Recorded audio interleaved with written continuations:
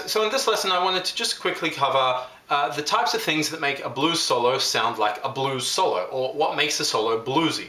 So obviously every genre or style of music has its own sort of quirks or ideas that you can employ to make it sound like that style of music, and blues is no different.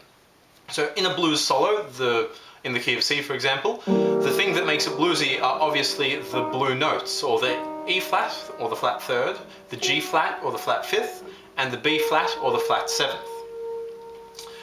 So obviously something like this sounds bluesy as opposed to this.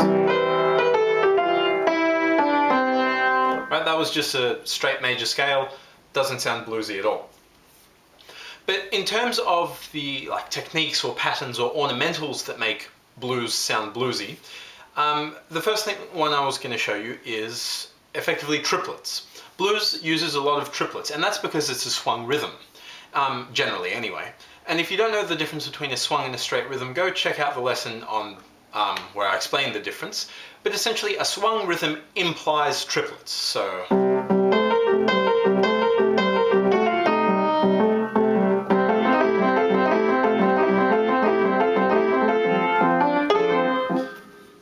right, those are all triplets, and that sounds pretty good, pretty bluesy.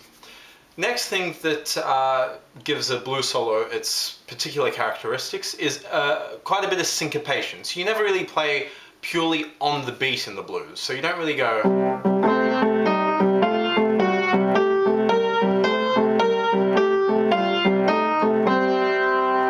There's a lot of playing off and around the beat, or like syncopation, rather than just playing straight on the beat. So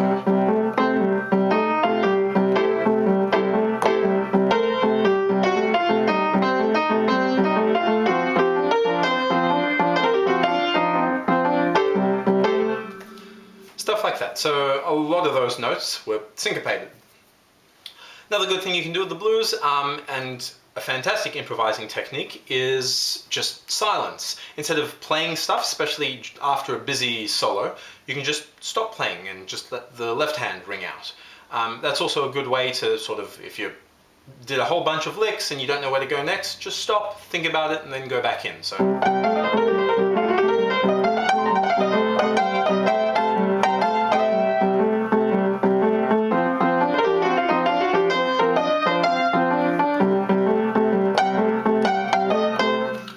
Just putting in rests or silence in your improv is perfectly okay, sounds great.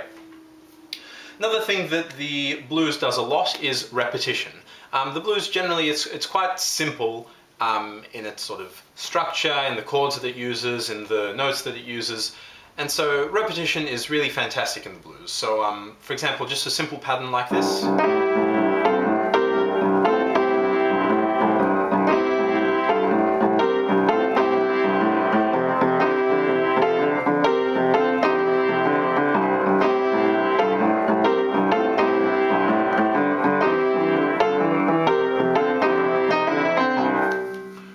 Just playing the same thing again and again, just changing the chords normally, sounds great.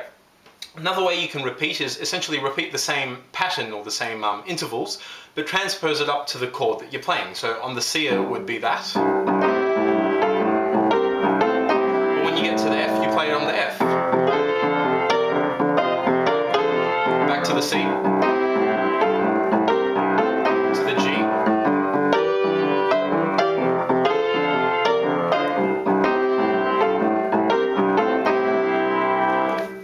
So obviously I had to shorten it a bit, but you get the idea. You can just play a very similar pattern, and then on the G, played in the G, on the F, played in the F, on the C, back to the C.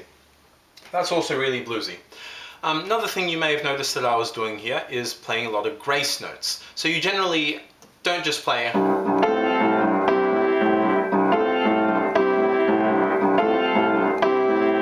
You'd put in little slides or grace notes, especially from the so-called blue notes, the flat thirds or the flat fifths. So.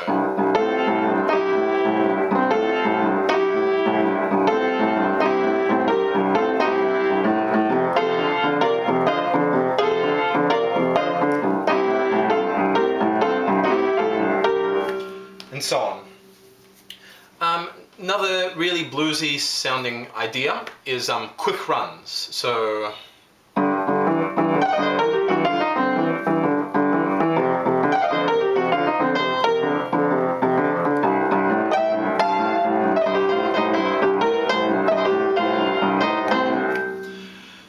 just really sort of ascending or descending, just playing. Most of those notes were just in the blues scale, and you can even do that sort of repeating.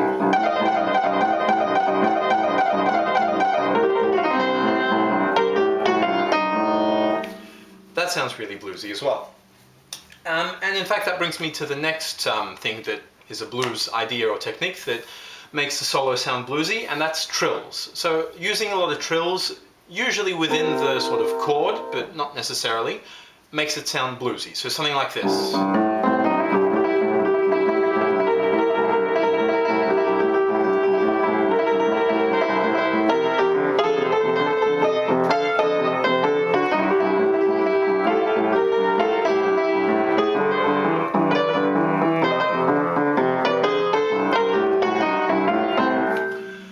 So I used a lot of trilling in there. That sounds great as well, and that's right in keeping with the blues style you're playing in. Another cool thing you can do that makes it sound quite bluesy is essentially when you're improvising a melody of some kind, playing with each one of those notes, also playing a pedal bass or a pedal treble. So for example, with each of those notes, I'm going to play a C here, a middle C as well. Right, that sounds pretty cool. A bit slower, just so with every note I hit, I also hit the C. You can do the same with the G. That sounds pretty bluesy and cool as well. You can do a pedal treble as well, so the C up here. Or even this G if you really want. So that's another thing you can put into your solos to make it sound a bit more bluesy and interesting. Another thing that is really quite bluesy is playing arpeggios down the major or the C7 chord down to the root note. So you can be playing like so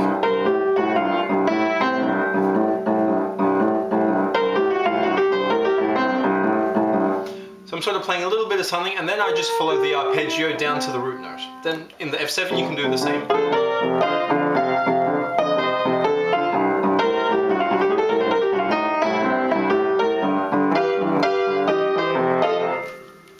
So a lot of, especially sliding down, there's a lot of like the E flat to the E as a little grace note slide down to the C. You hear that a lot in the blues.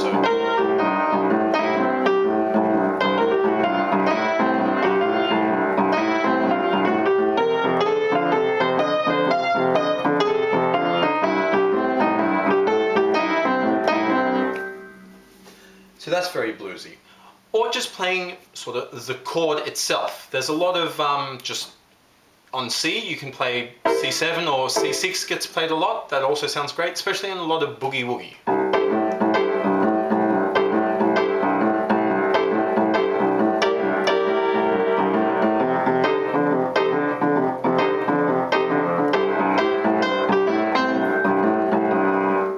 Stuff. So just really simple, playing the chord or some kind of simple extension of the chord. For example, yeah, that was the C6 I was playing. I also played the C9.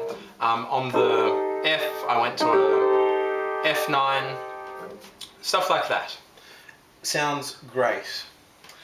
And the last thing I was going to tell you that's probably a bit more rock and roll than bluesy is essentially anticipating the chord change. So with a simple pattern like this,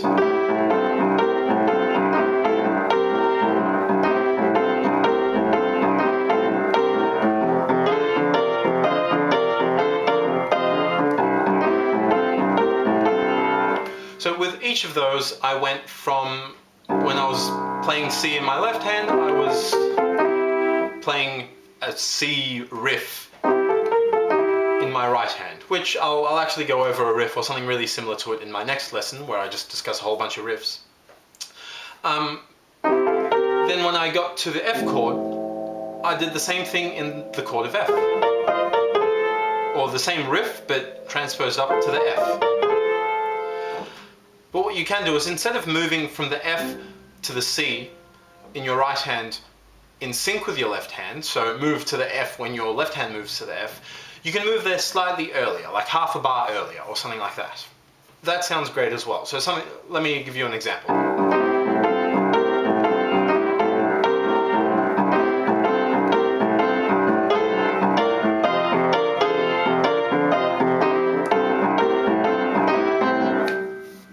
Anyway, something like that. So I moved to the F riff in my right hand before I moved to the F chord in the chord progression with my left hand. And if you go back and watch it, hopefully that's what I've done. And then I tried to do the same on the way back. So that's great as well. You can also move afterwards, there's no reason you can't. So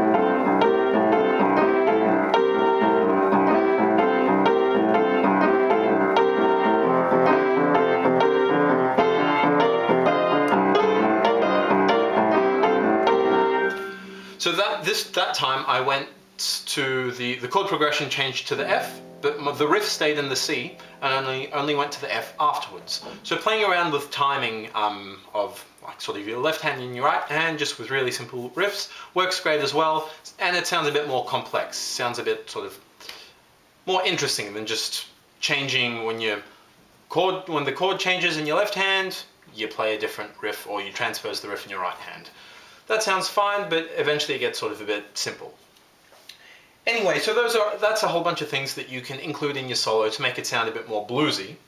As I said, in the next lesson, I'm just going to cover a whole bunch of riffs that you can use in your blues to essentially make it sound interesting, and I'll give you sort of some tips of how to modify the riffs to make them your own. Cool, thanks for watching.